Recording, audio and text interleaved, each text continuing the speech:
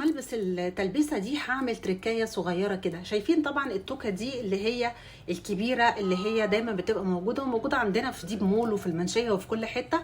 دي انا هحطها من ورا عشان تعمل من هنا فوليوم شويه في المنطقه اللي من ورا او خلف الراس من هنا.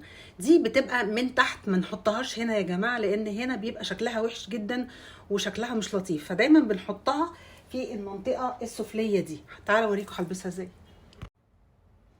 بصوا زي ما انتم شايفين الميزه فيها ان هي مش كبيره قوي، يعني مش بتخلي الشكل من ورا سخيف كده. بص هنلبس الطرحه دلوقتي اهي، مش هقلع البندانه، انا حابه ان انا البسها مع البندانه عشان اوريكم قد ايه بيبقى شكلها لطيف قوي مع البندانه اهي.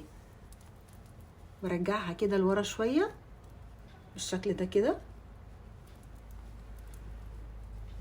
اهي، وبربطها بالكباسين اللي انتوا شايفينها هنا. هدخلها جوه الهدوم. بجد يا جماعه اتبسطت بيها بشكل مش طبيعي. الشكل من ورا عامل ازاي؟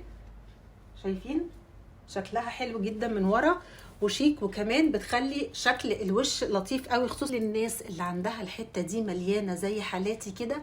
الحته دي بصوا بتعمل ازاي، بتاكلها ازاي، بتخلي الوش عامل ازاي.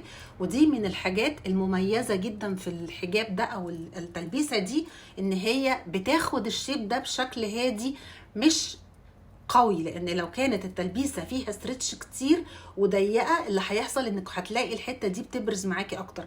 اللي عجبني فيها ان هي واخده سموث كده حلو قوي مع الوش. السعر بتاعها حلو جدا، ولو عايزين تعرفوا السعر اكتبوا لي في الكومنتس وانا هقول لكم.